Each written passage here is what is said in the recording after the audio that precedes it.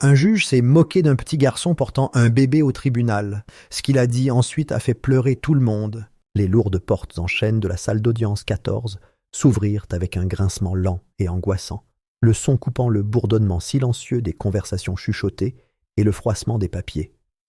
Toutes les têtes se tournèrent instinctivement vers l'entrée, les yeux plissés de curiosité, de confusion ou d'amusement modéré. L'imposante salle, ornée d'acajou foncé et de luminaires en laiton vieilli, sembla rétrécir lorsqu'un garçon frêle, âgé d'à peine 12 ans, entra à l'intérieur. Il portait un bébé enveloppé dans une couverture bleue usée, berçant le petit paquet avec la précision minutieuse de quelqu'un qui avait appris trop tôt le poids des responsabilités. Le visage de Daniel Carter était pâle, presque maladif dans la faible lumière de la salle d'audience, sa petite silhouette remplissant à peine le sweat à capuche surdimensionné qui le recouvrait comme une ombre de seconde main. Ses baskets, éraflées et usées, murmuraient contre le sol en marbre froid alors qu'il avançait, chaque pas hésitant mais délibéré. Sa respiration était instable, ses doigts se resserraient de manière protectrice autour du bébé dans ses bras, mais malgré le tremblement de son corps, ses yeux contenaient quelque chose qui n'appartenait pas à un enfant. La détermination, la résolution et quelque chose de plus sombre sous la surface, quelque chose né de la perte. Il n'avait pas d'avocat, pas de tuteur, pas d'allié, juste lui-même, un bébé et une vérité qu'il refusait de laisser mourir en silence. Pendant un moment, toute la salle d'audience sembla prise dans une question tacite. Le juge, le jury, les avocats et les spectateurs, tous figés sous le poids de ce qu'ils voyaient. Ce n'était pas tous les jours qu'un enfant entrait dans un tribunal avec un nourrisson, debout seul contre un système conçu pour écraser ceux qui n'ont pas de pouvoir. Les murmures commencèrent, d'abord un filet, puis une vague, les voix s'entrechoquant dans des spéculations étouffées. Quelques-uns rigolèrent à voix basse, échangeant des regards incrédules, tandis que d'autres échangeaient des sourires entendus, supposant que l'enfant s'était aventuré au mauvais endroit, inconscient de la gravité de son environnement. Certains, cependant, restèrent silencieux, leurs regards perçants entre suspicion et intrigue. Assis au-dessus de la salle, le juge Malcolm Reeves était légèrement incliné dans son fauteuil en cuir, un sourcil arqué levé en signe d'amusement silencieux. Homme qui avait présidé des affaires impliquant des criminels endurcis, des fonctionnaires corrompus et des demandes désespérées de dernière minute, il n'avait jamais rencontré quelque chose de tel.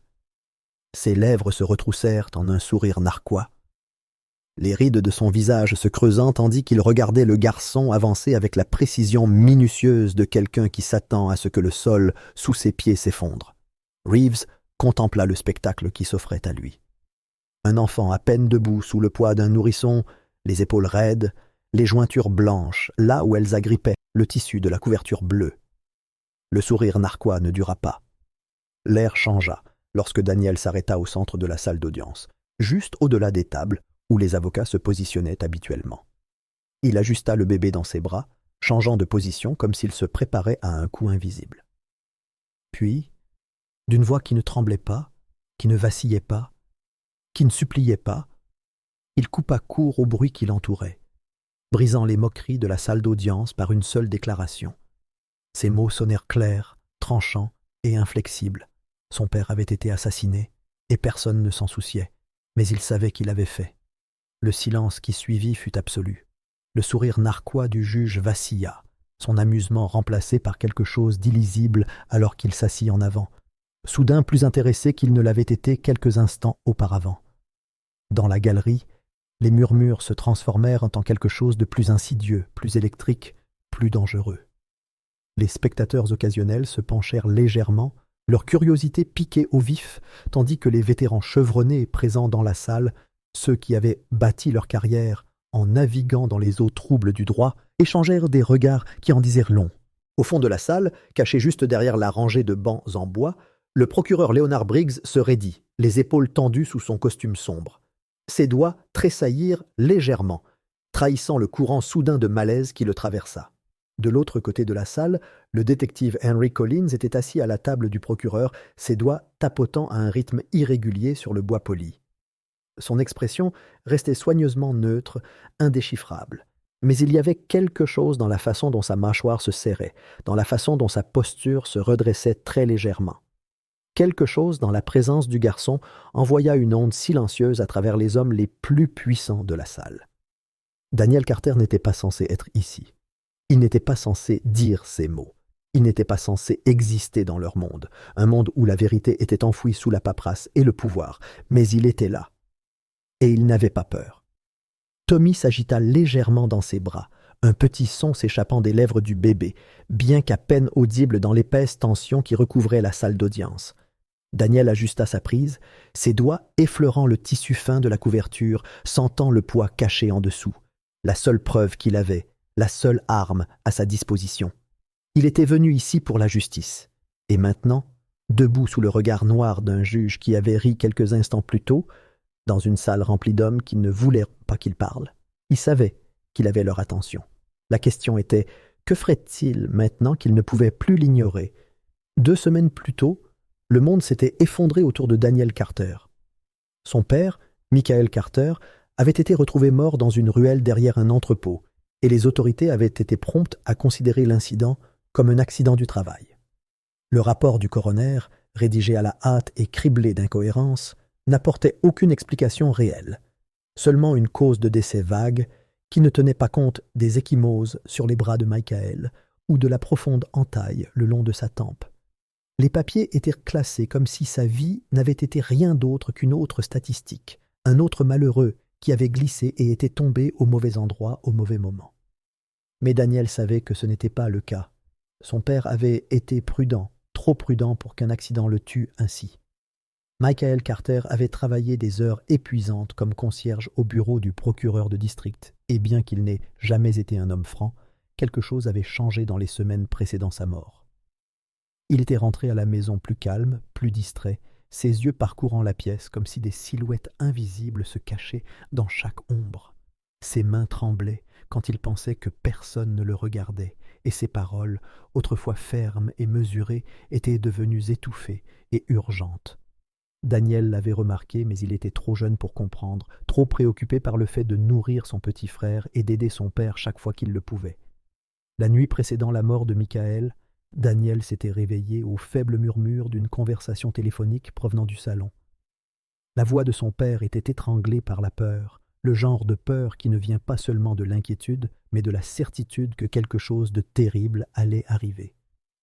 Collé contre le mur, osant à peine respirer, Daniel avait écouté. Il n'avait jamais entendu son père aussi désespéré, aussi certain que sa vie était sur le point de se terminer. Il avait murmuré au téléphone, ses mots frénétiques mais modérés, disant à un certain Rob qu'il en avait trop entendu, qu'ils allaient le tuer, qu'il avait des preuves. Puis, il y avait eu un long silence avant que Michael ne soupire et ne marmonne quelque chose à voix basse. La conversation s'était brusquement terminée, et Daniel s'était dépêché de retourner au lit, tirant les couvertures sur lui et faisant semblant de dormir lorsque son père était venu le voir quelques minutes plus tard. Il ne savait pas alors que ce serait la dernière fois qu'il verrait son père vivant. Au matin, Michael Carter était mort. Quand les policiers arrivèrent, leurs propos étaient coupés et répétés, leurs expressions dénuées de toute inquiétude réelle. Ils avaient à peine jeté un coup d'œil à Daniel avant de l'informer que son père était mort dans un accident. Pas de condoléances, pas de sympathie, juste des mots froids et détachés destinés à mettre fin à la conversation avant qu'elle ne puisse commencer. Sa mère, Sarah, avait disparu peu de temps après. Un instant, elle était là, agrippant le bord du comptoir de la cuisine avec ses mains blanches, sa respiration superficielle et irrégulière. L'instant d'après, elle avait disparu, disparaissant dans la nuit sans un mot, laissant Daniel seul avec Tommy. Les voisins chuchotaient derrière des portes closes, leurs regards compatissants ne faisant rien pour aider. Personne ne voulait s'impliquer, personne ne voulait remettre en question le rapport officiel. Daniel avait supplié que quelqu'un, n'importe qui, l'écoute, mais les réponses étaient toujours les mêmes. La police refusait d'enquêter davantage, balayant ses inquiétudes avec des haussements d'épaules dédaigneux et des assurances sans conviction.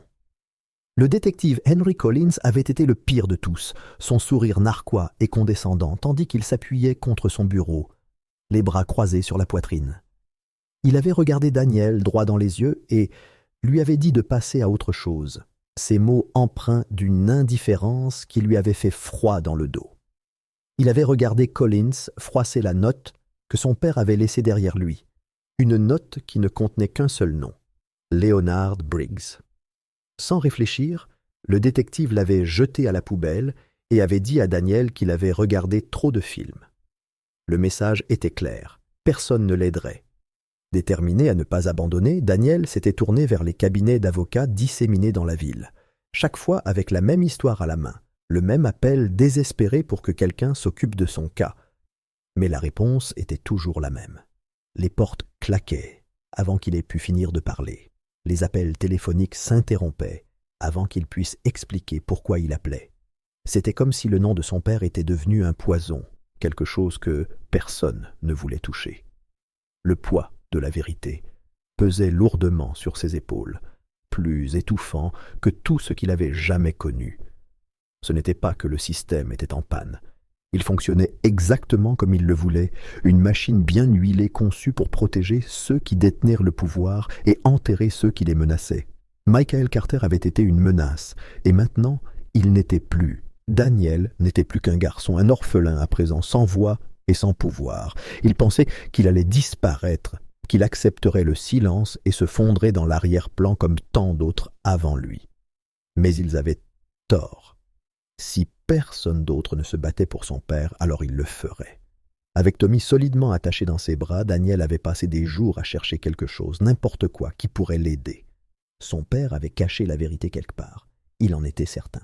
Les mots de cette nuit-là résonnaient dans son esprit, l'urgence dans la voix de Michael refusant de s'estomper. Une preuve. Il avait dit qu'il avait une preuve. Cette preuve devait être quelque part. Daniel avait fouillé sans relâche les quelques affaires de son père, renversant les tiroirs, fouillant dans les vieux documents, vérifiant les poches des manteaux et les boîtes à outils. Et puis, à l'endroit le plus inattendu, il l'avait trouvé. Caché sous la doublure de la couverture pour bébé de Tommy, caché là où personne ne penserait à regarder, se trouvait une petite clé USB. Elle n'était pas marquée, semblait insignifiante, mais dès l'instant où Daniel la tenait dans ses mains, il savait. C'était pour cela que son père était mort. C'était la raison pour laquelle personne ne voulait l'aider. Ce minuscule appareil sans prétention contenait quelque chose d'assez puissant pour que des hommes tuent pour le garder enterré. Le poids de sa découverte lui fit froid dans le dos. Il ne savait pas exactement ce qu'il y avait sur la clé, pas encore. Mais il savait que quoi que ce soit, cela avait coûté la vie à son père. S'il avait eu peur auparavant, cette peur s'était maintenant solidifiée en quelque chose de plus aigu, de plus froid. Le monde lui avait tourné le dos, avait tenté de le forcer au silence, mais il n'allait pas les laisser gagner. Il n'avait plus rien à perdre. Il n'était qu'un enfant, mais il comprenait désormais que dans un monde comme celui-ci, la vérité était l'arme la plus dangereuse de toutes. Et il était prêt à s'en servir. Michael Carter n'était pas un homme important. Il était concierge au bureau du procureur de district, un simple travailleur invisible qui frottait les sols dans les couloirs du pouvoir. Sa présence était si banale que des hommes en costume coûteux le frôlaient sans même lui jeter un coup d'œil. C'était comme ça depuis toujours, et c'était comme ça qu'il préférait, jusqu'à la nuit où il entendit quelque chose qui changea tout. 2 semaines avant sa mort, Michael travaillait tard. Le bâtiment était presque vide, les couloirs n'étaient éclairés que par la lueur froide et artificielle des lampes de sécurité. Sa serpillière s'écoulait rythmiquement sur le sol en marbre devant la salle de conférence B, une odeur de nettoyant industriel flottant dans l'air. Il avait presque fini pour la nuit, son corps endolori par des heures de travail, lorsqu'il entendit des voix basses, urgentes et empreintes d'une menace silencieuse qui le fit hésiter. L'instinct lui disait de passer à autre chose, de garder la tête basse comme il le faisait toujours. Mais quelque chose dans l'intensité feutrée de la conversation le fit s'arrêter. Il se colla contre le mur, prenant soin de ne pas laisser son ombre passer sous le chambranle de la porte. Les voix à l'intérieur appartenaient à des hommes qu'il connaissait, des hommes puissants dont les noms avaient du poids dans la ville. Leonard Briggs, le procureur de district, le chef de la police Russell Vance et le sénateur William Harrington. L'air dans la pièce était épais de fumée de cigarettes, le bruit étouffé des verres qui claquaient contre le bois poli de la table de conférence. Leur rire était vif et entendu, celui des hommes qui n'avaient jamais eu à subir les conséquences de leurs actes. Ils discutaient de quelque chose d'important, de dangereux. Harrington parla le premier, sa voix lente et posée, comme un homme savourant sa propre importance. Il parle du projet de rénovation urbaine, un projet si soigneusement présenté dans un jargon juridique que le public le considérait comme un progrès. En réalité, il s'agissait d'un accaparement de terre, une opération calculée destinée à chasser les familles à faible revenu de leur maison sous couvert de réaménagement. Les tribunaux de la ville ont approuvé les expulsions sans poser de questions. La police a veillé à ce que personne ne résiste, et l'argent, des millions détournés de contrats gouvernementaux, a coulé dans des comptes cachés. Briggs a ri, d'un ton froid et amusé. Il a mentionné le juge qui venait de signer une nouvelle série de saisies sans avoir lu un seul dossier. Le système était parfait, conçu pour maintenir les riches au pouvoir, tandis que les pauvres étaient écartés comme des pions sur un échiquier. Les gens qui perdèrent leur maison n'avaient pas d'importance, car ils n'avaient ni voix, ni pouvoir, ni moyen de se défendre. Vance a tiré lentement sur sa cigarette, expirant un mince filet de fumée avant d'ajouter que les derniers détails étaient déjà réglés.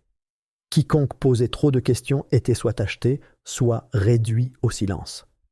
Michael avait l'estomac noué. Il avait toujours su que la corruption existait. Il avait toujours soupçonné que les hommes au sommet jouaient selon des règles différentes. Mais l'entendre le confirmer, les entendre parler avec tant de désinvolture de ruiner des vies, cela lui a fait serrer les mains autour du manche de la serpillière. Et puis, les mots qui scellèrent son destin. Briggs se pencha en avant, baissant la voix, mais Michael l'entendit quand même. Il restait un problème. Quelqu'un avait fouiné, posé les mauvaises questions, tiré sur les mauvais fils. Un concierge. Juste un travailleur sans visage qui n'avait pas à prêter attention. Michael sentit son sang se glacer. Il parlait de lui. Il n'avait pas voulu s'impliquer. Il n'avait pas voulu entendre ce qu'il avait entendu. Mais 2 jours plus tôt, il avait trouvé quelque chose d'étrange dans la poubelle. Un document déchiqueté avec une signature à moitié visible. Il avait rassemblé ce qu'il avait pu, sans bien comprendre ce qu'il voyait, mais sachant que c'était important. Maintenant, il réalisait à quel point il s'était retrouvé dans quelque chose qu'il n'était pas censé voir. Son cœur battait fort tandis qu'il fouillait dans sa poche, les doigts refermant sur la petite clé USB qu'il portait toujours sur lui. Il avait commencé à enregistrer dès qu'il avait reconnu les voix, une vieille habitude qu'il avait prise en traitant avec des superviseurs injustes. Il ne s'attendait pas à capturer une conspiration. Le poids des preuves pesait sur sa paume, lourde de la connaissance de ce qu'elle pouvait faire. Si cet enregistrement était divulgué, il détruirait tout ce que ces hommes avaient construit. Des carrières s'effondreraient, des réputations voleraient en éclats, des gens iraient en prison. Mais Michael savait aussi ce que cela signifiait pour lui. Il ne le laisserait pas partir, il devait agir vite. Il devait cacher la clé USB dans un endroit où il ne penserait pas à regarder. Ses yeux se posèrent sur le petit placard de rangement au bout du couloir où il avait laissé ses affaires. Son service serait terminé dans 15 minutes. Il avait juste besoin d'agir naturellement, de finir son travail, puis de disparaître. Pendant le reste de son service, il se força à continuer à avancer, frottant les sols d'un geste régulier et expérimenté, comme si son monde entier ne venait pas de basculer sur son axe. Lorsqu'il atteignit enfin la réserve, il laissa la porte légèrement entr'ouverte et travailla rapidement. La couverture pour bébé de Tommy, était soigneusement pliée dans son sac de sport, attendant d'être ramenée à la maison. Ses mains tremblaient alors qu'il découpait soigneusement une petite fente sous la doublure, juste assez pour y glisser la clé USB avant de la refermer. Personne ne penserait à regarder là. Alors qu'il fermait son sac, la porte s'ouvrit en grinçant derrière lui. Il se retourna trop vite, le souffle coupé, mais ce n'était qu'un autre concierge, un homme plus âgé, inconscient de la tempête qui se préparait dans la poitrine de Michael. Michael se força à hocher la tête, faisant comme si tout allait bien, avant de saisir son sac et de sortir. Le lendemain matin, il appela un vieil ami, Rob Turner, un ancien journaliste, qui avait déjà révélé un scandale similaire avant d'être mis sur la liste noire de tous les grands journaux de l'État. Michael lui raconta tout à voix basse, en respirant à peine entre les phrases. Rob écouta en silence pendant un long moment, avant de finalement dire qu'il l'aiderait. Mais Michael devait faire attention. Il devait rester hors de vue. Il devait faire comme si rien n'avait changé. Michael était d'accord. Il ne rentra jamais chez lui cette nuit-là. 2 jours plus tard, son corps fut retrouvé dans une ruelle derrière un entrepôt, le rapport officiel qualifiant cela d'accident du travail. Une chute tragique. Un faux pas malheureux. L'affaire fut classée avant même d'avoir été ouverte. Ce qu'il n'avait pas trouvé, ce qu'il n'aurait jamais pensé à chercher, c'était la clé USB cachée dans les plis de la couverture de Tommy. Elle était là, intacte, attendant le bon moment, attendant que les bonnes mains découvrent la vérité que Michael Carter était mort en essayant de révéler. Lorsque Daniel Carter prononça le nom de son père au tribunal, la salle ne se contenta pas de se taire, elle devint hostile. Une tension froide, presque suffocante, emplissait l'air, comme si les murs eux-mêmes avaient absorbé la corruption qui les entourait et vibraient désormais d'avertissements tacites. Les personnes présentes dans la salle, certaines en costumes impeccables et chaussures cirées, d'autres en uniformes officiels, s'agitèrent sur leurs sièges, échangeant des regards méfiants. Ce n'était pas seulement le choc qui peignait leur visage, c'était la peur, brute et indéniable. Au fond de la salle d'audience, le procureur Leonard Briggs sortit son téléphone, ses doigts tremblant légèrement alors qu'il lisait le message entrant qui clignotait sur son écran. « Éteignez ça, tout de suite. » Il n'avait pas besoin de demander qui l'avait envoyé. Il n'y avait qu'un seul homme assez puissant pour exiger une action immédiate avec ces 3 mots. Le sénateur William Harrington n'a pas donné d'ordre qui était sujet à débat. Le regard de Briggs parcourut la salle à la recherche du détective Henry Collins, l'homme de main toujours fidèle qui avait déjà enterré d'innombrables vérités dérangeantes. Collins s'était déjà levé, ses mouvements délibérés tandis qu'il faisait signe à la sécurité du palais de justice. Son expression restait indéchiffrable, mais sa mâchoire se serra légèrement alors qu'il parlait d'une voix basse et autoritaire. « Sortez ce gamin d'ici, tout de suite. » Les gardes hésitaient, leur instinct se heurtant aux ordres qu'ils venèrent de recevoir. Il y avait quelque chose d'indéniablement précaire à traîner un enfant et un nourrisson hors d'une salle d'audience devant une salle pleine de spectateurs, surtout avec des journalistes assis dans la galerie. L'hésitation ne dura qu'une seconde, mais pendant ce temps, l'expression de Collins s'assombrit, sa patience s'amenuisant. Il fit un pas en avant, sa présence rayonnant d'autorité, et reprit la parole, cette fois avec un ricanement. Le gamin est en délire. Un orphelin en quête d'attention. C'est une perte de temps pour le tribunal. Ces mots, prononcés avec une cruauté désinvolte, avaient pour but de renverser la tendance de l'opinion avant qu'elle n'ait eu le temps de se stabiliser. Des murmures se sont répandus dans la salle d'audience, certains hochant la tête en signe d'accord, d'autres détournant le regard, mal à l'aise. Daniel Carter, à peine âgé de 12 ans, sa petite silhouette éclipsée par le poids de son petit frère dans ses bras, ne broncha pas. Il resserra son étreinte sur Tommy, sa respiration lente et contrôlée, mais ses yeux brûlaient d'une chose bien plus forte que la peur. Au moment où les gardes s'avançaient, une voix retentit, tranchant la tension comme une lame. « Objection, votre honneur !» Les mots, tranchants et inattendus, provenèrent de la table d'extrême gauche. Mark Lawson, un avocat commis d'office autrefois en disgrâce, se leva de sa chaise, sa posture provocatrice malgré les obstacles qui se dressaient contre lui. Sa voix ne vacilla pas, bien que sa carrière ait été enterrée depuis des années pour avoir révélé une affaire de corruption qui lui avait presque tout coûté. Son avenir autrefois prometteur avait été brisé, sa crédibilité anéantie, son nom terni au-delà de toute réparation. Mais maintenant, debout dans cette salle d'audience, regardant un garçon affronter seul un système entier, quelque chose en lui s'est rallumé, quelque chose qu'il croyait mort depuis longtemps. Ce garçon a parfaitement le droit d'être entendu. C'est un tribunal, pas une dictature. Les mots ont envoyé une autre vague d'émotions dans la salle, celle-ci moins certaine, moins disposée à se conformer à l'ordre établi.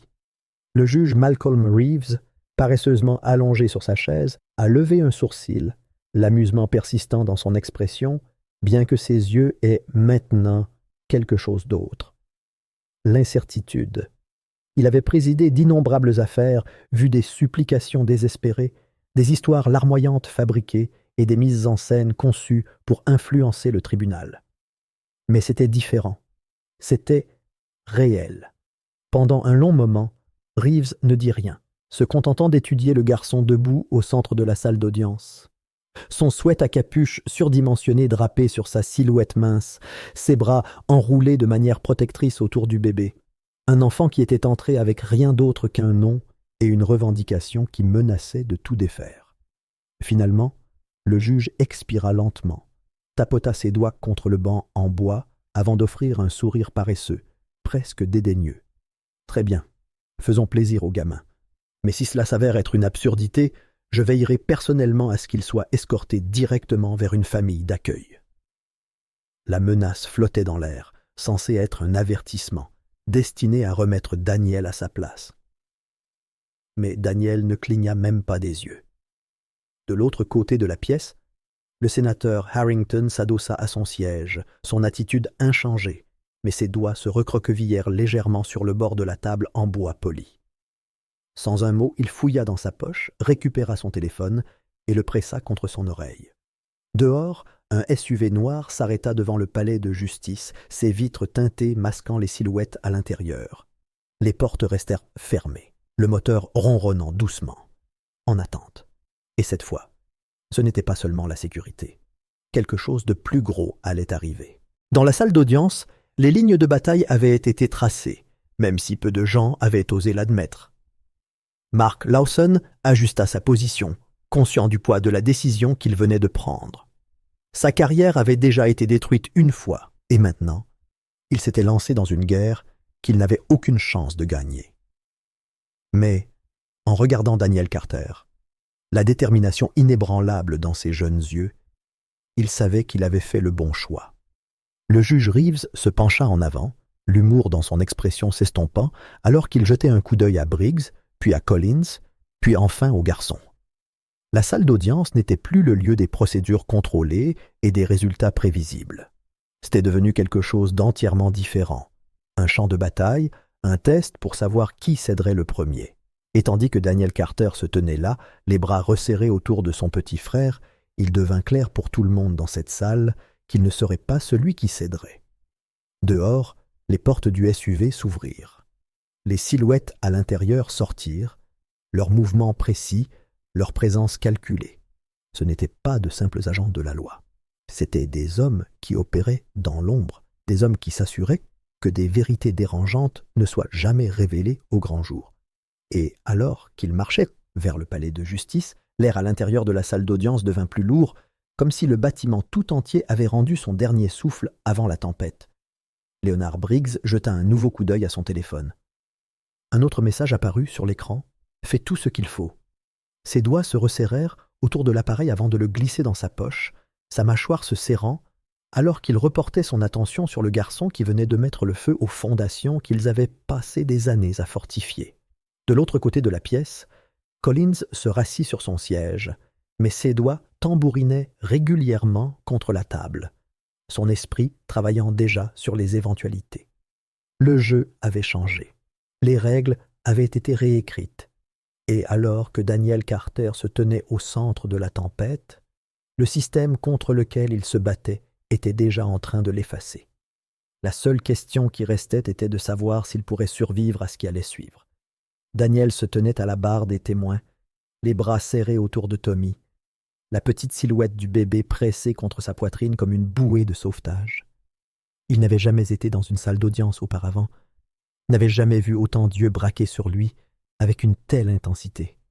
Le juge Malcolm Reeves sourit depuis son siège surélevé, se déplaçant sur sa chaise comme si toute la situation n'était rien de plus qu'un léger inconvénient. Son regard glissa sur le garçon et le bébé dans ses bras, et avec un lent hochement de tête, il se pencha en avant, ses coudes reposant sur le banc. Un instant plus tard, il repoussa ses lunettes sur l'arête de son nez, son sourire narquois se transformant en quelque chose de dangereusement proche de l'amusement. Sa voix, lourde de condescendance, dégoulinait dans le lourd silence, résonnant contre les murs comme un marteau frappant un bois froid et indifférent. Il remarqua l'absurdité de la scène devant lui, se demandant si sa salle d'audience ne s'était pas soudainement transformée en garderie. Les rires qui suivirent se répercutèrent parmi les spectateurs, certains se livrant à la moquerie, d'autres hésitant, ne sachant pas s'ils devaient se joindre à eux. Daniel ne broncha pas. Il agrippa si fort le bord en bois de la barre des témoins que ses jointures devinrent blanches comme des os, ses doigts tremblant à peine alors qu'il se stabilisait. Il refusait de laisser le juge, ou quiconque dans cette salle, voir sa peur. Son cœur battait fort contre ses côtes, mais il se força à se tenir droit. Le sourire narquois sur le visage du juge Reeves s'approfondit comme s'il s'attendait à ce que le garçon s'effondre, se rétracte, bégaie sur ses mots et se perde dans la mer, Dieu hostile. Au lieu de cela, Daniel fixa son regard sur celui du juge, son expression étant celle d'un pur défi. Il inspira brusquement et stabilisa sa respiration, sa voix coupant l'amusement persistant comme une lame dans la soie. Il déclara que son père était mort parce qu'il avait entendu des hommes au pouvoir parler d'un crime et qu'il en avait la preuve. Les rires s'éteignirent aussitôt. Un silence épais et étouffant recouvrit la salle, engloutissant chaque murmure, chaque pas, chaque mouvement. Le changement fut instantané. Ce n'était plus de l'amusement qui vacillait dans le regard du juge, mais quelque chose d'autre, quelque chose de plus froid, de méfiant. De l'autre côté de la salle d'audience, le procureur Leonard Briggs se raidit, son expression se durcissant tandis que sa main se refermait lentement en poing sur la table polie. Dans la tribune, le sénateur William Harrington, un homme dont la seule présence commandait le genre de respect fondé sur le pouvoir et l'intimidation silencieuse, se pencha en avant, la mâchoire légèrement serrée. C'était subtil, mais Daniel le remarqua. Ses yeux se tournèrent vers le sénateur juste à temps pour voir les lèvres de l'homme plus âgé se presser en une fine ligne, les muscles de son cou se tendre. Quelque chose dans l'air bougea, quelque chose de dangereux, d'urgent. Daniel fouilla dans la poche avant de son sweat à capuche, ses doigts effleurant les bords froids et durs de la clé USB qui était cachée sous les plis de la couverture pour bébé de Tommy depuis des jours. Il resserra sa prise lorsqu'il le retira, ce minuscule appareil sans prétention mais doté du pouvoir de briser des vies, de démanteler la corruption, de révéler les hommes qui lui avaient tout volé. Dès que le lecteur devint visible, le visage de Briggs perdit toute couleur. Ses doigts se crispèrent contre la table, comme s'il résistait à l'envie de se précipiter en avant et de l'arracher des mains du garçon avant que la vérité ne soit révélée. Le juge Reeves, qui ne se prélassait plus dans son fauteuil, se redressa, son amusement désormais complètement absent.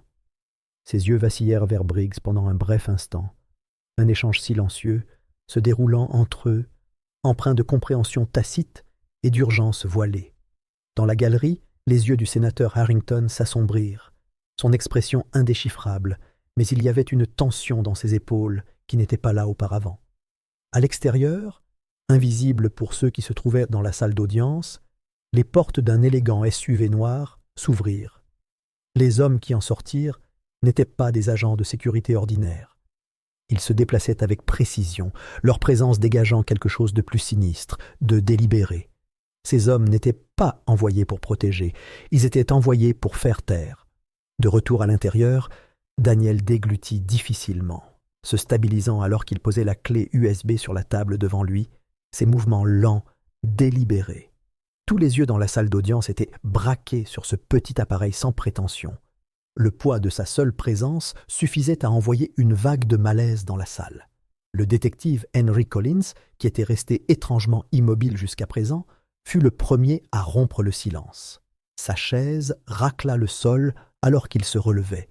Ses mouvements brusques, son autorité tentant de masquer le désespoir qui s'insinuait dans les bords de sa voix.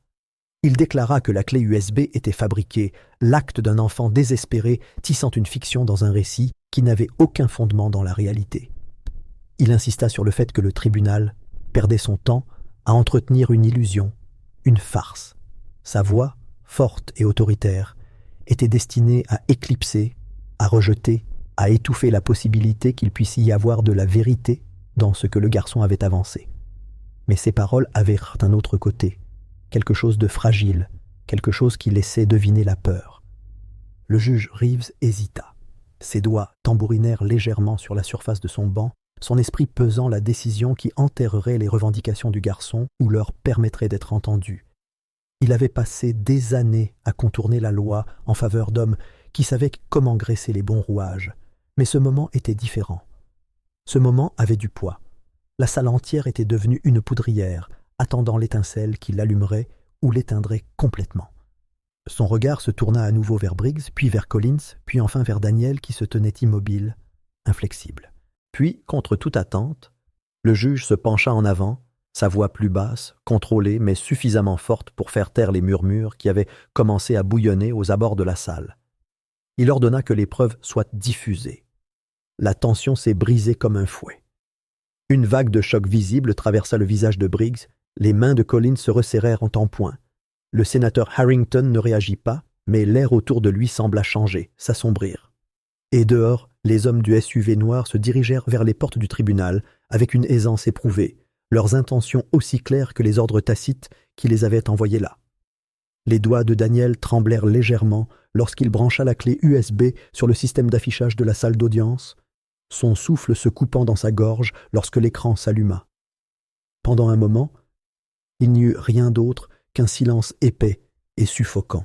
Et puis, les voix. Les premiers mots qui retentirent brisèrent l'illusion de contrôle à laquelle les hommes au pouvoir s'étaient accrochés. La salle se tendit, tandis que leurs propres mots, prononcés en secret, emplissèrent l'espace, révélant chaque mensonge, chaque crime, chaque dissimulation. Les preuves que Daniel avait risquées pour apporter résonnaient désormais dans la salle d'audience, et le monde qu'il avait autrefois considéré comme un simple enfant avec une histoire tragique l'écoutait enfin. La tension dans la salle d'audience était étouffante alors que Daniel se tenait devant le juge, serrant si fort la clé USB que ses jointures devenaient blanches. Le sourire moqueur sur le visage du juge Reeves avait disparu, remplacé par quelque chose d'autre. L'hésitation. Dans la salle, des silhouettes se déplaçaient de manière inconfortable, certaines jetant des regards vers l'arrière où Leonard Briggs était assis, son visage pâlissant à chaque seconde qui passait. Les doigts du procureur se contractèrent.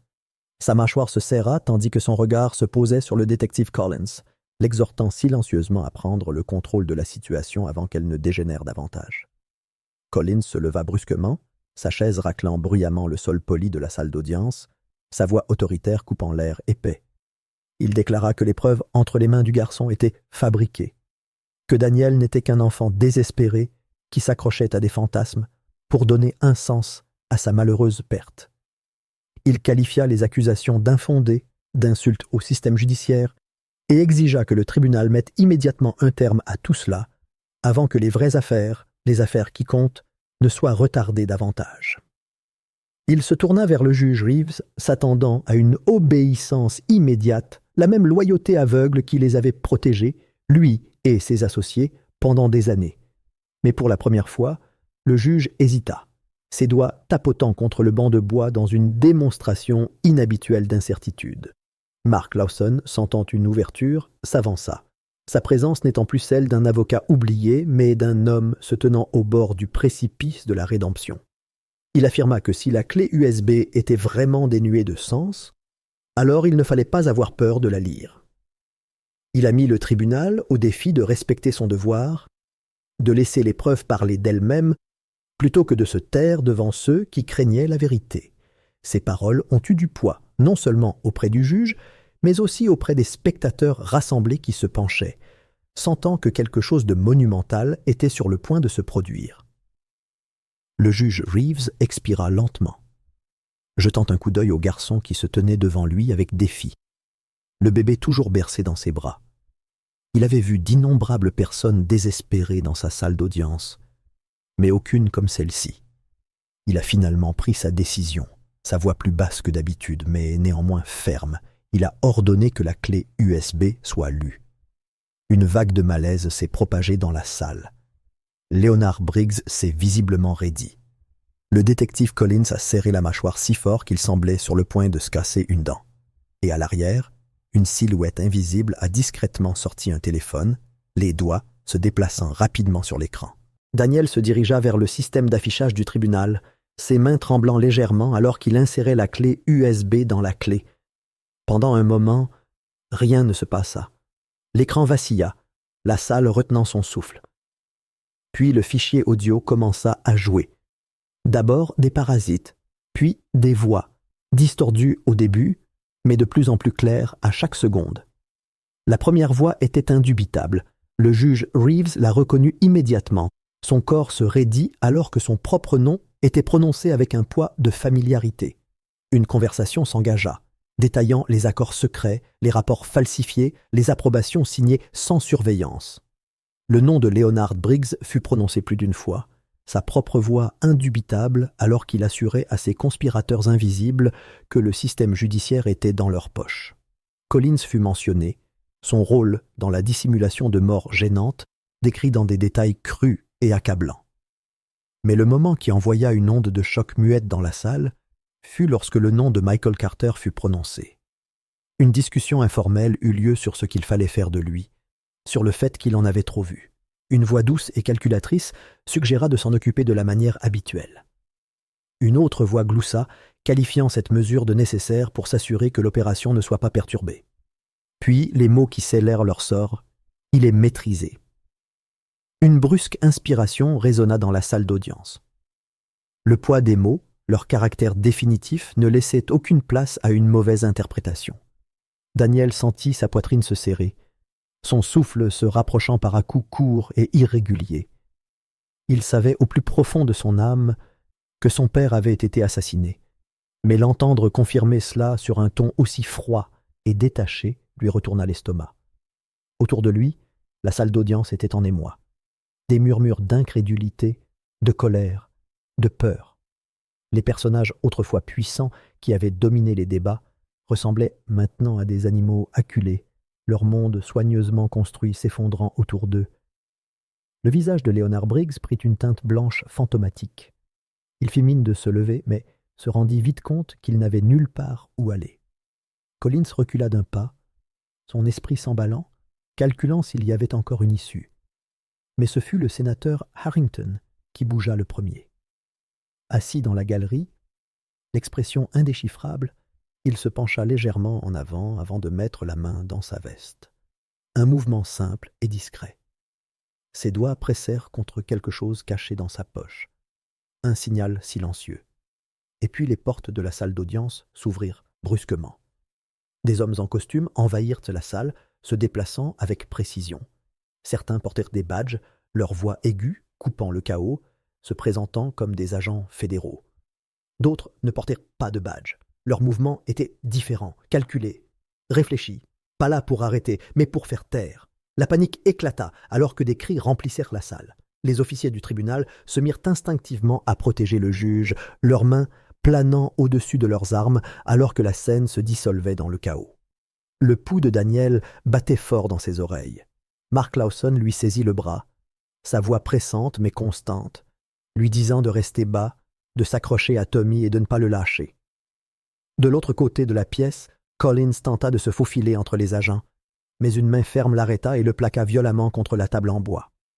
Un autre agent se rapprocha de Briggs, lui passant les menottes aux poignets avant même qu'il ne puisse tenter de se défendre.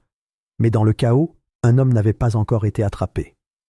Harrington avait déjà commencé à s'échapper, son équipe de sécurité formant une barrière protectrice autour de lui, le conduisant vers la sortie latérale. Daniel vit tout cela se produire au ralenti. L'homme responsable de l'orchestration de tout cela, celui qui avait signé la mort de son père, était sur le point de disparaître à nouveau dans l'ombre. Il ouvrit la bouche pour crier, pour hurler pour que quelqu'un l'arrête, mais le rugissement de la salle d'audience engloutit sa voix. La dernière chose qu'il vit avant d'être tiré derrière la barre des témoins fut le sénateur se faufilant par la porte, disparaissant avant que quiconque ne puisse réagir. Les murs qui avaient protégé ces hommes pendant des années s'effondraient enfin, mais Daniel savait une chose avec une certitude absolue. Ce n'était pas fini, pas encore. Le chaos régnait dans la salle d'audience. Les couloirs autrefois calmes du tribunal s'étaient transformés en zone de guerre dès l'instant où les agents fédéraux avaient fait irruption. Dès que l'enregistrement fut diffusé, les hommes corrompus qui contrôlaient autrefois la ville d'une main de fer se rendirent compte que l'étau s'était resserré. Les halètements du jury, le silence stupéfait du juge, la façon dont les spectateurs s'agrippaient à leur siège avec incrédulité, tout cela peignait l'image d'un empire en ruine. Le procureur Leonard Briggs et le détective Henry Collins restèrent figés, leur pouvoir leur ayant été retiré en un instant.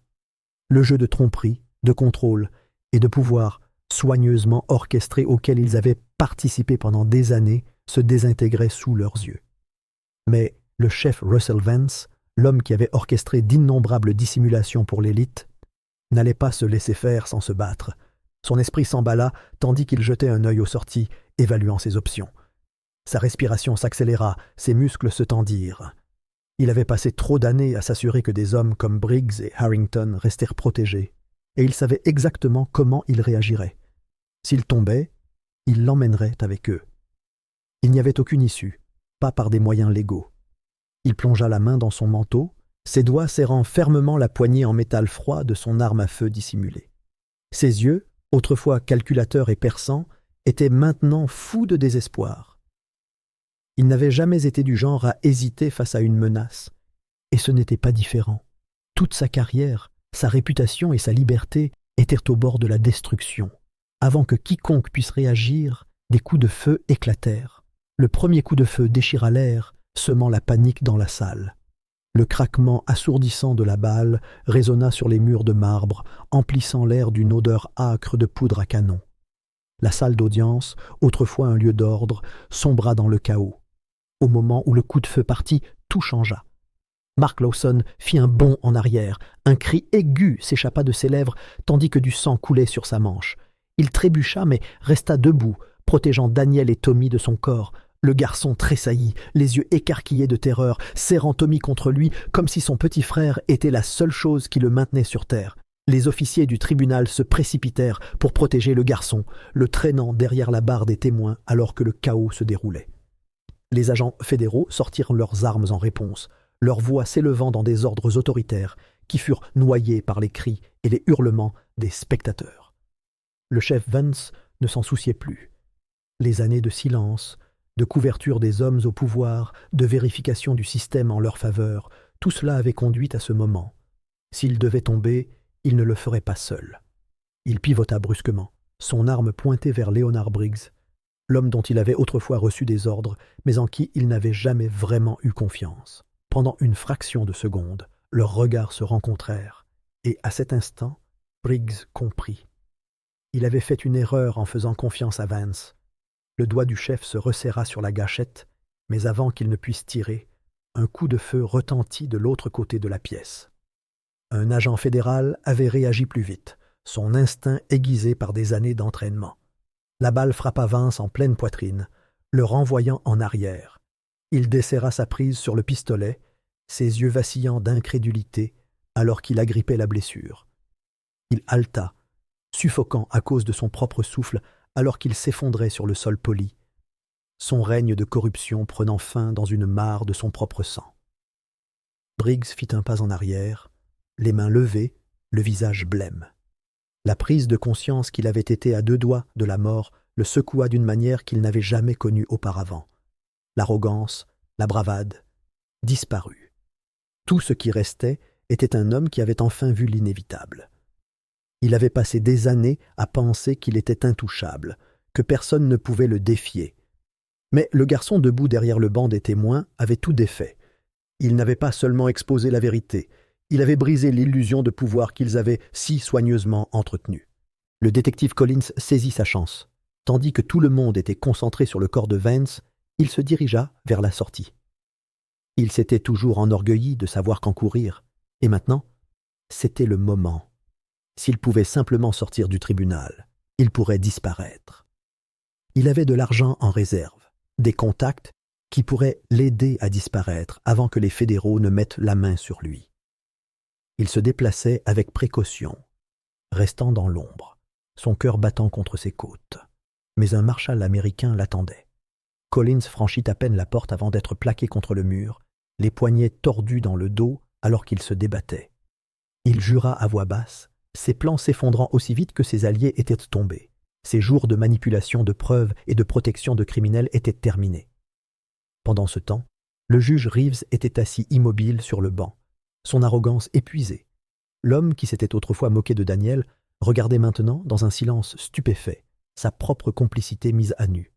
Ses doigts se contractèrent comme s'il cherchait à saisir son marteau, mais il savait que cela ne lui servait à rien. Il avait joué son rôle, avait fermé les yeux pendant des années, et maintenant il n'était plus qu'un vestige d'un système corrompu qui avait enfin été exposé. Cette nuit-là, il présenta discrètement sa démission. La presse s'en empara quelques heures plus tard, et sa disgrâce fit la une des journaux. Mais le plus gros poisson de tous, le cerveau, le sénateur William Harrington, était introuvable. Lorsque les agents fédéraux arrivèrent à son bureau, il était vide. Sa maison, vacante, son service de sécurité, disparu. 2 semaines auparavant, le sénateur avait reçu un tuyau anonyme. Quelqu'un dans la salle d'audience l'avait trahi, lui ordonnant de fuir. Il avait laissé derrière lui une traînée de téléphones jetables, un compte offshore câblé et un ordinateur portable crypté qui refusait de se fissurer. L'opération de confiscation des terres était pleinement dévoilée. Des dizaines de familles qui avaient été ciblées étaient désormais en sécurité. Mais l'homme au sommet de la pyramide leur avait glissé entre les doigts. Daniel regarda par-dessus le bord de la barre des témoins, le cœur toujours battant. Le poids de ce qui venait de se passer pesait sur lui comme une ancre. Il avait gagné, mais à quel prix? Les hommes responsables de la mort de son père étaient soit morts, soit arrêtés, soit en fuite. Et pourtant, il savait que ce n'était pas fini. Des hommes comme Harrington ne disparaissaient pas comme ça, ils se regroupaient, ils complotaient, et ils ripostaient. Alors que les agents sécurisèrent la scène, Daniel sentit une main sur son épaule. Mark Lawson, malgré sa blessure, le regardait avec quelque chose qui ressemblait presque à de la fierté. Daniel avait fait ce que personne d'autre n'osait faire. Il avait forcé la ville à faire face à la vérité. Mais au fond de lui, il comprenait que ce n'était que le début. Il avait passé tellement de temps à penser qu'une fois la vérité révélée, tout serait fini. Mais maintenant, il voyait le monde tel qu'il était. La bataille pour la justice n'était jamais vraiment terminée. Elle se déplaçait simplement vers le prochain champ de bataille.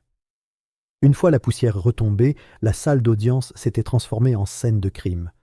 Un contraste frappant avec la salle de justice qu'elle avait autrefois prétendu être.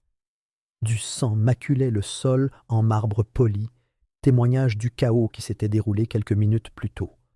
L'odeur âcre de la poudre à canon flottait dans l'air, se mêlant au murmure des spectateurs choqués et aux voix rapides des forces de l'ordre qui sécurisaient la zone. Quelques fonctionnaires du tribunal restaient figés sur place, incertains de savoir s'ils devaient poursuivre leurs tâches habituelles ou se préparer à de nouveaux bouleversements. Ils avaient tous compris que la justice n'avait pas prévalu comme elle aurait dû le faire, mais plutôt au terme d'une bataille que personne n'aurait pu prévoir. Les fondements mêmes du système juridique de la ville s'étaient fissurés, et la corruption qui se cachait entre ces murs était désormais exposée aux yeux de tous. Le procureur Leonard Briggs se tenait immobile, son attitude autrefois confiante s'était évanouie, alors que l'acier froid des menottes serrait fermement ses poignets. Le poids de sa chute pesait sur lui, son visage cendré, reflétant l'inévitabilité de son destin. Il n'essaya pas de résister, car il savait que résister était futile. Chaque manœuvre stratégique, chaque accord chuchoté, chaque élément de preuve occulté s'était effondré en un instant. La carrière qu'il avait méticuleusement construite sur la tromperie et le pouvoir s'était effondrée sous ses yeux. Il pouvait déjà imaginer les gros titres qui se répandraient comme une traînée de poudre, son nom étant à jamais associé à la disgrâce. Un agent fédéral à proximité lui saisit fermement le bras et l'emmena, ses pas creux résonnant dans la salle d'audience en ruine. À chaque pas qu'il faisait, la prise de conscience de son héritage ruiné s'enfonçait plus profondément dans sa poitrine, l'étouffant dans son étreinte impitoyable. Le détective Henry Collins, d'un autre côté, refusait d'accepter son sort si facilement. La sueur ruisselait sur ses tempes, tandis que son esprit cherchait une issue. Contrairement à Briggs, qui s'était figé face à l'exposition, Collins s'était dirigé petit à petit vers la sortie, espérant s'échapper inaperçu dans le chaos. Ses yeux se posèrent sur les portes, calculant la distance, évaluant les chances. Mais avant qu'il ne puisse faire un autre pas, une main ferme l'attrapa par l'épaule. Un marshal américain, debout et inébranlable, lui tordit le poignet dans le dos avec une précision experte, sa poigne inflexible. Collins se débattit un instant, sa panique se transformant en une tentative instinctive de fuite, mais l'effort fut vain. En quelques secondes, il fut plaqué contre le mur, sa poitrine pressée contre la surface froide, tandis que ses bras étaient retirés en arrière et retenus. Il eut le souffle coupé. lorsque le poids de sa chute le frappa d'un seul coup. Il avait passé des années à manipuler le système, à faire taire ceux qui osaient le défier, et il se retrouvait désormais impuissant, sa propre autorité arrachée par les forces mêmes qu'il avait autrefois commandées. Le juge Malcolm Reeves restait assis sur le banc, les doigts entrelacés, son expression autrefois suffisante, désormais indéchiffrable. Sa présence avait toujours plané sur la salle d'audience comme une force omnipotente, son marteau un symbole de contrôle absolu. Mais maintenant, dépouillé du pouvoir qu'il avait exercé si longtemps, il restait simplement assis là, regardant la ruine se dérouler devant lui. Il s'était enorgueilli de sa capacité à naviguer dans le paysage politique, à jouer sur les deux tableaux tout en assurant sa propre survie. Mais cette fois, la tendance avait tourné trop vite. Ses lèvres se pincèrent en une fine ligne, tandis qu'il écoutait le bruit des menottes qui se refermaient, des officiers qui donnèrent des ordres, des journalistes qui se précipitèrent dehors pour obtenir le scoop de leur vie. Sa démission était inévitable. Il avait vu cela arriver à des hommes avant lui, ceux qui s'étaient trop bien sentis dans leur position de pouvoir sans contrôle. Et maintenant, c'était son tour. Il se renversa dans son fauteuil, les yeux fixés au plafond, tandis que le poids de sa disgrâce pesait sur ses épaules. Mais malgré les arrestations et les réputations brisées, le plus gros poisson de tous restait hors de portée. Le sénateur William Harrington avait disparu sans laisser de traces.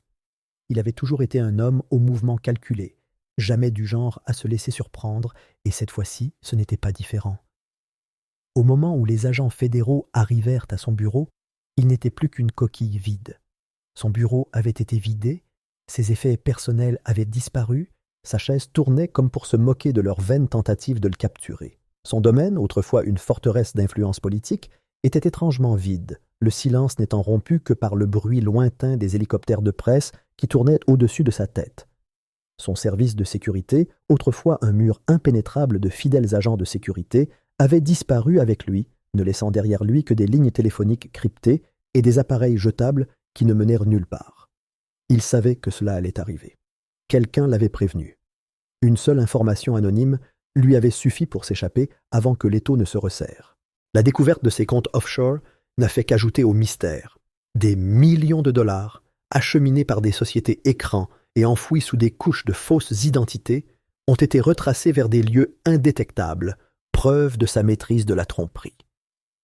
L'opération d'accaparement des terres avait été déjouée.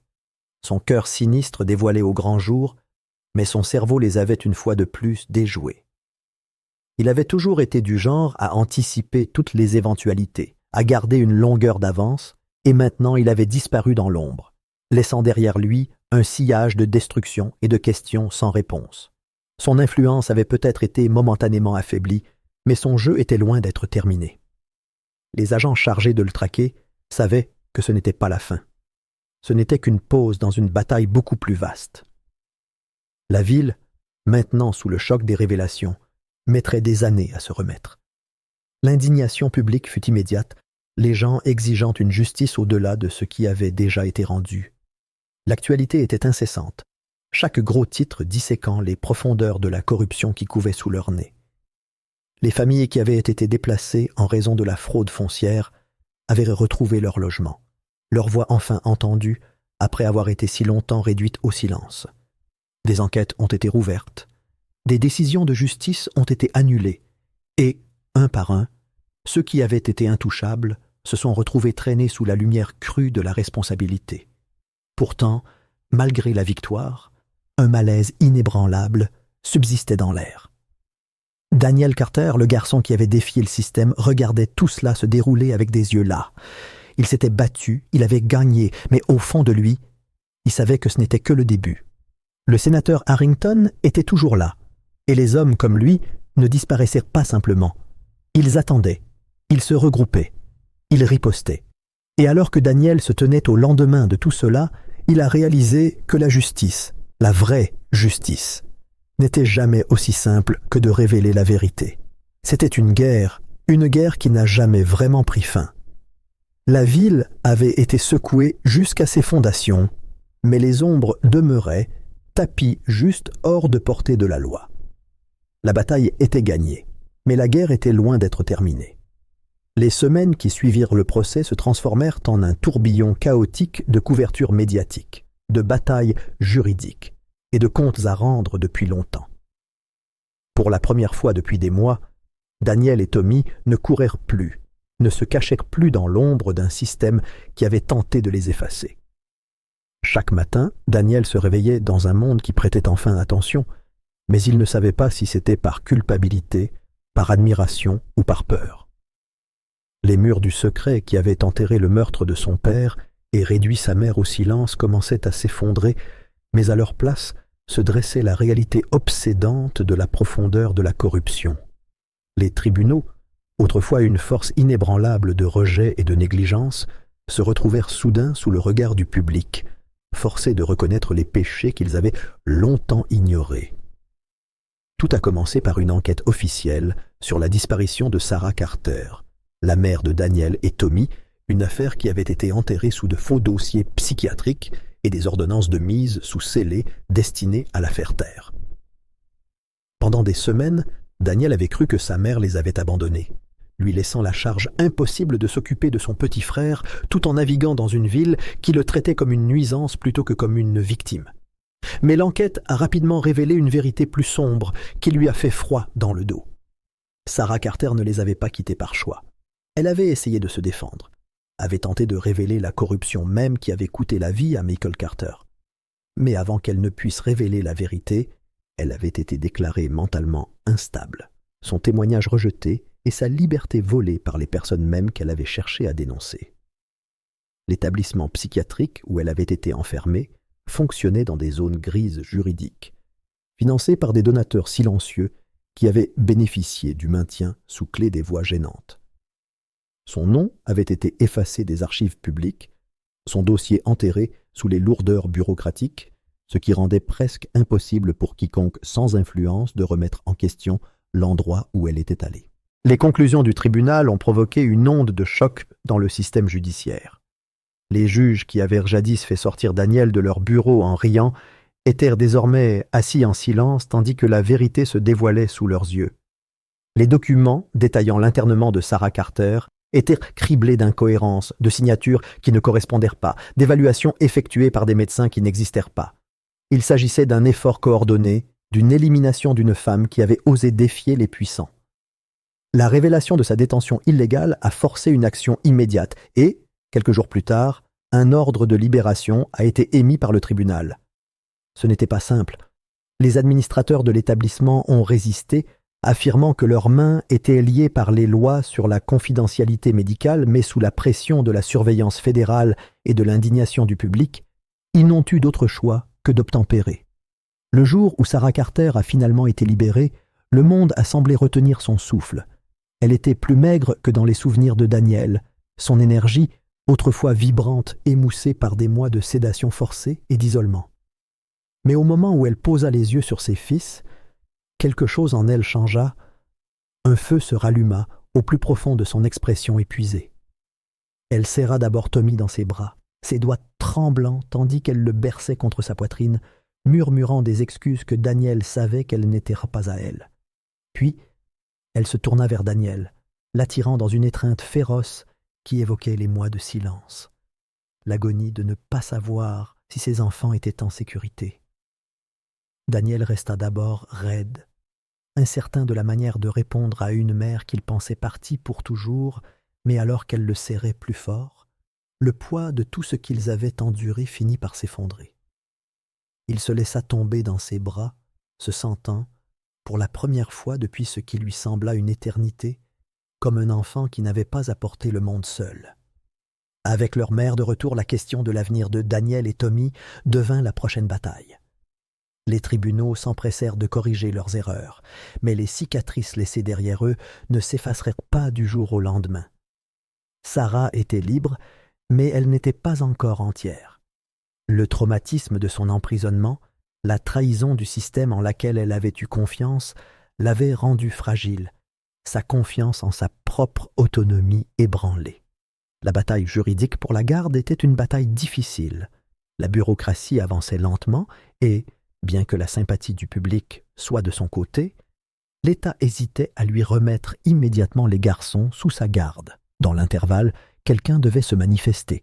Ce quelqu'un était Mark Lawson. L'avocat, dont la carrière avait failli être détruite des années auparavant pour avoir tenté de faire aboutir une autre affaire de corruption, s'est retrouvé une fois de plus au centre d'une guerre juridique qui a mis sa détermination à l'épreuve. Il a demandé la tutelle temporaire de Daniel et Tommy, son argument étant simple mais puissant. Aucun enfant ne devrait avoir à mener cette bataille seul. Il s'était tenu aux côtés de Daniel au tribunal, avait vu le poids de la responsabilité écraser les épaules du garçon, et il refusait que cela se reproduise. Il a présenté son cas avec la même conviction qu'il avait utilisée pour se battre pour la justice, et, bien que les tribunaux aient été réticents au début, ils ont fini par céder. La requête a été approuvée en quelques jours. Daniel se retrouva en territoire inconnu, une vie qui n'était pas uniquement dictée par la survie. L'appartement dans lequel vivait Mark était petit mais chaleureux, un contraste frappant avec les endroits froids et peu accueillants que Daniel avait connus auparavant. Tommy avait son propre berceau pour la première fois, ne dormant plus dans le creux du bras de Daniel par nécessité. Les nuits devinrent plus calmes, la peur constante d'être déchiré, remplacée par un espoir hésitant que peut-être, juste peut-être, il pourrait revivre quelque chose de proche de la normale. Mark n'était pas parfait. Il était un homme rude sur les bords, un homme qui avait beaucoup perdu et portait ses propres fantômes, mais il essayait. Il apprit à Daniel à cuisiner autre chose que des nouilles instantanées, l'aida à rattraper son retard scolaire qu'il avait abandonné depuis longtemps, et surtout, l'écouta. Pour la première fois de sa vie, Daniel avait quelqu'un qui ne rejetait pas ses paroles, qui ne lui disait pas qu'il imaginait des choses ou qu'il créait des problèmes. C'était un sentiment inconnu, ce sentiment d'être entendu. Mais même si les choses s'étaient arrangées, un malaise persistait. La ville avait été ébranlée. La vérité avait été dévoilée. Mais Daniel savait que des hommes comme le sénateur Harrington ne disparaissaient pas comme ça. Le plan d'accaparement des terres s'était effondré. Les fonctionnaires corrompus qui l'avaient rendu possible étaient soit derrière les barreaux, soit en fuite, mais le cerveau était passé entre les mailles du filet. L'absence de sa capture était une ombre qui s'étendait sur tout, un rappel que ce n'était pas la fin. Tard dans la nuit, alors que Daniel était assis sur le canapé, regardant la lumière vacillante à l'extérieur de la fenêtre, le téléphone de Mark vibra sur la table. Un numéro bloqué. Mark hésita avant de répondre, son visage se durcissant en écoutant la voix à l'autre bout du fil. Le message était bref, d'une simplicité effrayante. « Vous avez gagné cette manche. Mais il y a plus en jeu que vous ne le pensez. » L'appel s'est terminé sans un mot de plus. Mark a reposé le téléphone avec précaution. Mais le regard dans ses yeux a dit à Daniel tout ce qu'il avait besoin de savoir. Ce n'était pas fini. L'affaire qui avait commencé avec un garçon portant un bébé dans une salle d'audience avait ébranlé la ville jusqu'à ses fondations, avait exhumé la pourriture qui couvait sous la surface depuis des années. Mais elle ne l'avait pas effacée. Daniel serra les poings, son esprit s'emballant déjà avec des possibilités. Justice avait été rendue, mais à un prix. Et au plus profond de lui-même, il savait que ce n'était que le début. Justice avait été rendue, mais Daniel Carter savait qu'il valait mieux ne pas croire que cela signifiait que c'était fini. Le palais de justice s'était transformé en champ de bataille, et il en était sorti victorieux, mais le poids de ce qu'il avait découvert planait sur lui comme un nuage d'orage refusant de se briser. La ville avait vu la chute de titans corrompus, des hommes qui avaient régné sur ses rues et ses salles d'audience d'une main de fer, soumettant la justice à leur volonté. Mais dans leur chute, ils avaient laissé quelque chose derrière eux, une absence de pouvoir qui invitait le genre d'hommes qui prospérèrent dans l'ombre. La bataille avait été gagnée, mais la guerre était loin d'être terminée. Dans les semaines qui suivirent l'explosion du tribunal, Daniel s'habitua à une vie qui ne se résumait pas à fuir ou à se cacher. La menace n'avait pas disparu, mais pour la première fois depuis des mois, la stabilité régnait, aussi fragile fût-elle. Mark Lawson, l'homme qui avait pris sa défense alors que personne d'autre ne l'avait fait, l'avait prise en charge, lui et Tommy. Les tribunaux, peut-être par culpabilité pour la façon dont ils avaient traité Daniel, approuvèrent rapidement l'arrangement. Il n'y eut pas de perte de temps, pas de délibération prolongée. C'était comme s'il voulait se laver les mains de toute cette épreuve, impatient de clore le dossier et de repousser le souvenir de la défiance de Daniel Carter dans le passé. Mais Daniel n'oubliait pas, et il savait que ceux qui avaient été exposés n'oublieraient probablement pas non plus. Les nuits dans leur petit appartement étaient plus calmes qu'avant, mais le silence n'apportait plus de réconfort. Chaque craquement du plancher faisait picoter la peau de Daniel. Chaque ombre projetée par les lampadaires contre la fenêtre contenait la promesse d'yeux invisibles qui l'observaient à distance.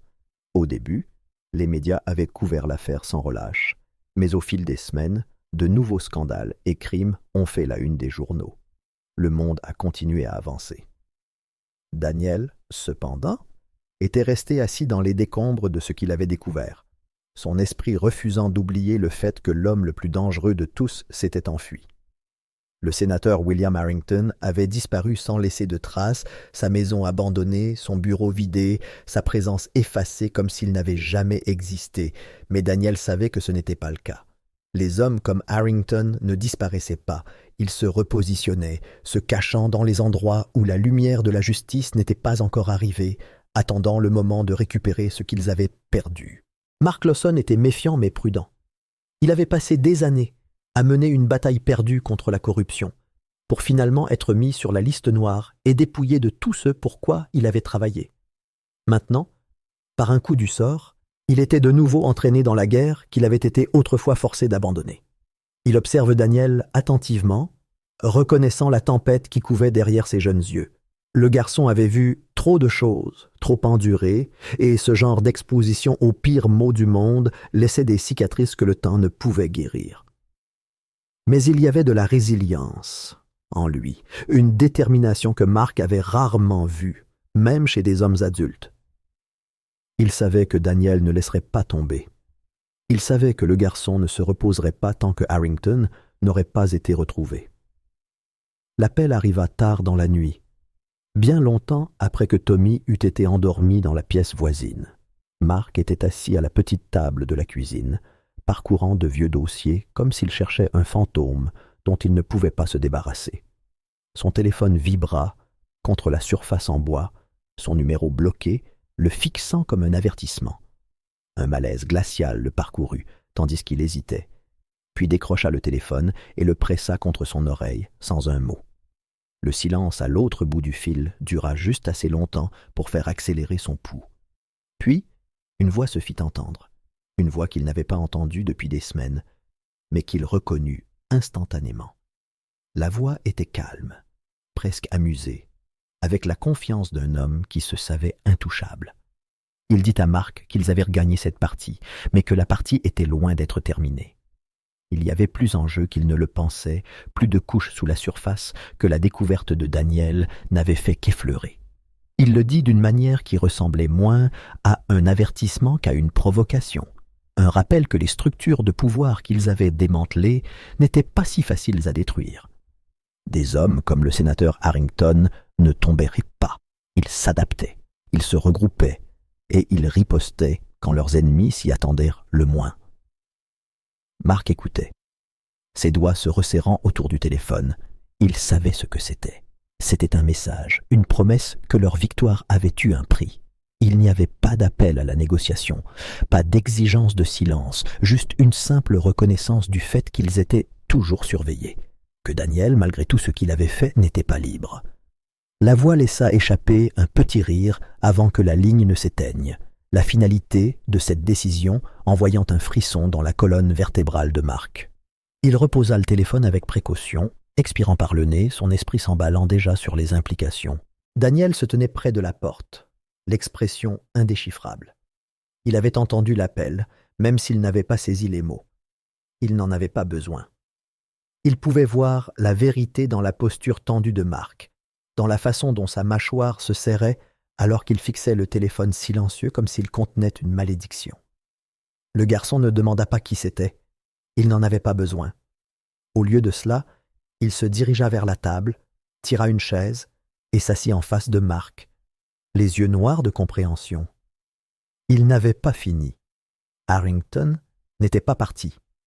Et quelque part, dans les profondeurs de la corruption de la ville, un autre plan se déroulait déjà. Daniel pensa à la salle d'audience, à la façon dont les hommes puissants avaient réagi quand il avait prononcé le nom de son père, à la peur qui avait rempli leurs yeux quand l'enregistrement avait été diffusé. Il leur avait porté un coup, mais ce n'était que ça. Un coup, pas un chaos, pas une fin. Et maintenant, ceux qui avaient survécu allaient s'assurer que la prochaine fois qu'ils viendraient le chercher, ils ne laisseraient pas la place à un second combat. Marc se frotta le visage, l'épuisement s'installant dans ses os. Il avait passé des années à lutter contre ce système, et il l'avait presque détruit. Maintenant, il était assis en face d'un garçon qui avait été forcé de faire la même chose avant même d'avoir grandi suffisamment pour voir par-dessus un témoin à la barre. Il voulait dire à Daniel de laisser tomber, de passer à autre chose, d'accepter la justice qu'ils avaient gagnée et de s'en servir avant qu'il ne soit trop tard. Mais il savait que c'était inutile. Daniel n'était pas du genre à tourner le dos à un combat, pas quand il restait encore des pièces sur l'échiquier. Et même si Marc voulait le protéger de ce qui allait suivre, il savait aussi que ce n'était pas à lui de prendre cette décision. La ville n'était pas sûre, l'affaire n'était pas close, et dans l'ombre, des hommes comme Harrington observaient, attendaient. Daniel serra les poings, sentant le poids de ce qu'il attendait peser sur ses petites épaules. Cela avait commencé comme un combat pour la justice. Maintenant, c'était quelque chose de plus. C'était une guerre, et il n'était pas prêt à perdre.